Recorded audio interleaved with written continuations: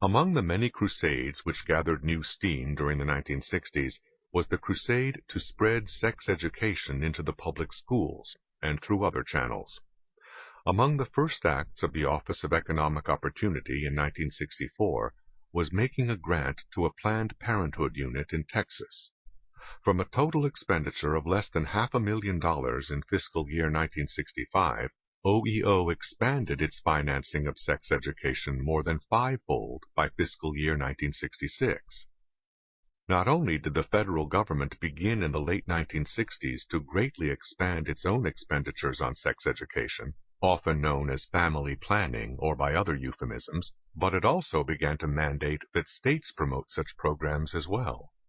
The number of patients served by family planning clinics increased approximately fivefold between 1968 and 1978.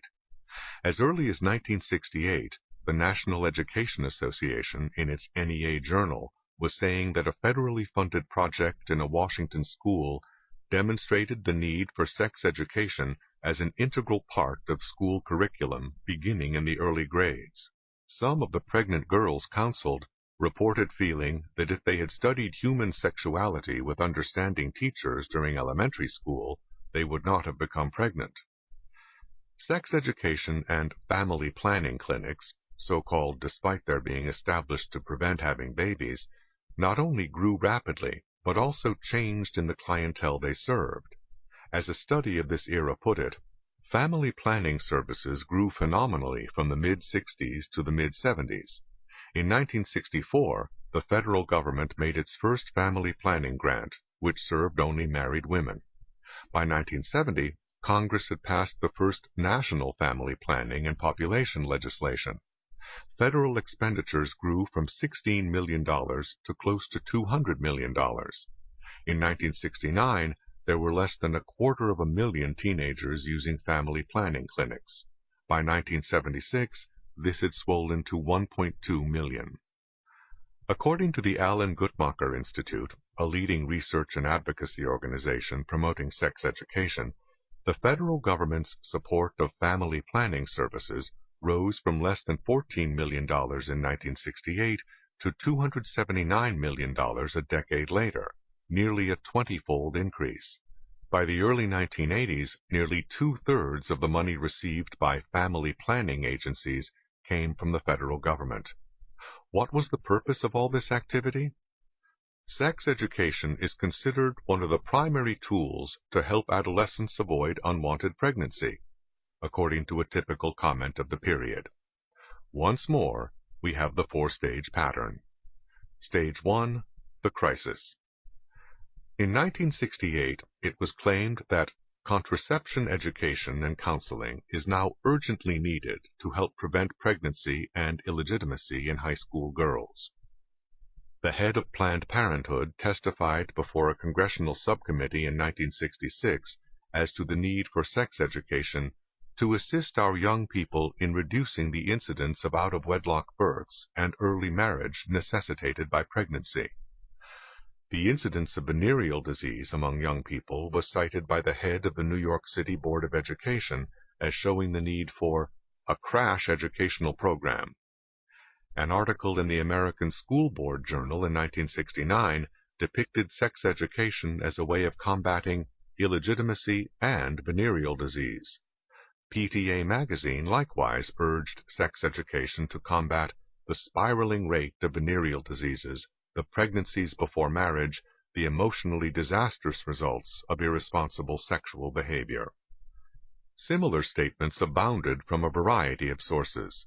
But what was in fact the situation when this kind of crisis mentality was being used to push for more sex education in the schools? Fertility rates among teenage girls had been declining for more than a decade since 1957. Venereal disease was also declining. The rate of infection for gonorrhea, for example, declined every year from 1950 through 1959, and the rate of syphilis infection was, by 1960, less than half of what it had been in 1950. This was the crisis which federal aid was to solve. Stage 2, the solution. Massive federal aid to sex education programs in the schools and to family planning clinics was advocated to combat teenage pregnancy and venereal disease. After sex education, according to a professor of family life, a boy will find decreased need for casual, irresponsible, and self-centered experimentation with sex. Critics opposed such actions on various grounds, including a belief that sex education would lead to more sexual activity rather than less, and to more teenage pregnancy as well. Such views were dismissed in the media and in politics, as well as by the advocates of sex education. The New York Times editorially rejected emotions and unexamined tradition in this area, and its education editor declared, "To fear that sex education will become synonymous with greater sexual permissiveness is to misunderstand the fundamental purpose of the entire enterprise." As in many other cases, intentions were the touchstone of the vision of the anointed. Stage 3. The results. As early as 1968, nearly half of all schools in the country, public and private, religious and secular, had sex education, and it was rapidly growing. As sex education programs spread widely through the American educational system during the 1970s, the pregnancy rate among 15 to 19-year-old females rose from approximately 68 per thousand in 1970 to approximately 96 per thousand by 1980. Among unmarried girls in the 15 to 17-year-old bracket, birth rates rose 29% between 1970 and 1984, despite a massive increase in abortions, which more than doubled during the same period. Among girls under 15, the number of abortions surpassed the number of live births by 1974. The reason was not hard to find. According to the Alan Guttmacher Institute, the percentage of unmarried teenage girls who had engaged in sex was higher at every age from 15 through 19 by 1976 than it was just 5 years earlier. The rate of teenage gonorrhea tripled between 1956 and 1975.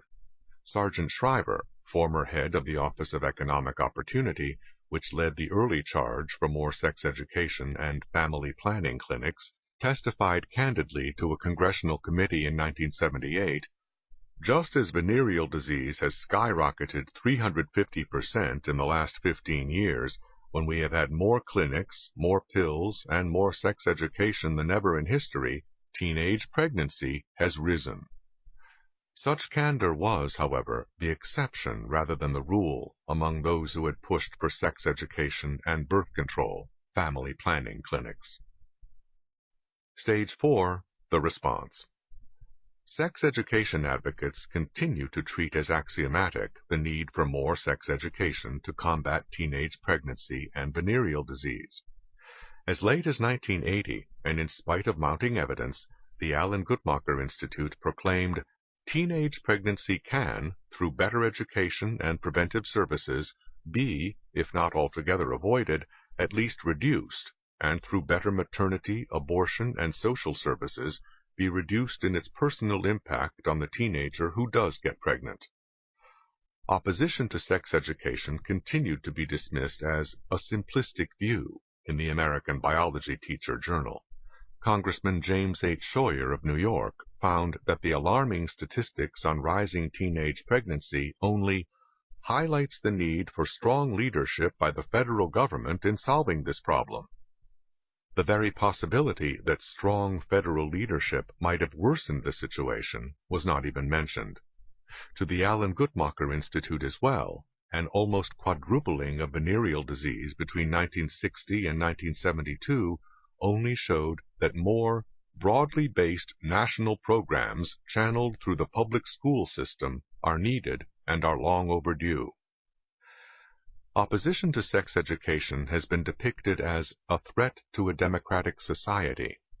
When confronted with the evidence that pregnancy and abortions increased during the 1970s, sex education advocates often deny that sex education was widespread during that decade by restricting the term sex education to compulsory sex education, which tended to be mandated later. Although sex education programs have been sold to the public, to Congress, and to education officials as ways of reducing such tangible social ills as teenage pregnancy and venereal disease, many of the leaders of this movement have long had a more expansive agenda. As a congressional committee report noted gingerly, the primary objective of federal efforts in family life and sex education has been to reduce unwanted pregnancy rates among teenagers, while the primary goal of most sex educators appears to be encouragement of healthy attitudes about sex and sexuality. In short, however politically useful public concern about teenage pregnancy and venereal disease might be in obtaining government money and access to a captive audience in the public schools, the real goal was to change students' attitudes, put bluntly, to brainwash them with the vision of the anointed in order to supplant the values they had been taught at home. In the words of an article in the Journal of School Health, sex education presents an exciting opportunity to develop new norms. Only in the light of this agenda does it make sense that so-called sex education should be advocated to take place throughout the school years, from kindergarten to college, when it could not possibly take that much time to teach basic biological or medical information about sex. What takes that long is a constant indoctrination in new attitudes. An example of such indoctrination may be useful. A popular sex instructional program for junior high school students, aged 13 and 14, shows film strips of 4 naked couples, 2 homosexual and 2 heterosexual, performing a variety of sexually explicit acts, and teachers are warned with a cautionary note from the sex educators not to show the material to parents or friends. Many of the materials of this program shown to people outside the context of the program itself can evoke misunderstanding and difficulties. Parents who learned of this program and protested were quickly labeled fundamentalists and right-wing extremists, even though they were in fact affluent Episcopalians in Connecticut. Here is an almost textbook example of the vision of the anointed, preempting the decisions of parents as to when and how their own children shall be introduced to sex, and dismissing out of hand those with different views. Nor was this episode peculiar to this particular school. Similar things have happened all over the country. Parents are denigrated both in discussions of public policy and in the materials given to students in the schools. A typical comment from experts is that sex and sexuality have become far too complex and technical to leave to the typical parent, who is either uninformed or too bashful to share useful sexual information with his child. This utter certainty of being right, even to the point of circumventing parents, is completely consistent with the vision, however inconsistent it is with decades of empirical evidence on the actual consequences of healthy attitudes about sex, as promoted by experts. The key point about the sex education crusade, from the standpoint of understanding the vision of the anointed, is that evidence proved to be as irrelevant here as on other issues.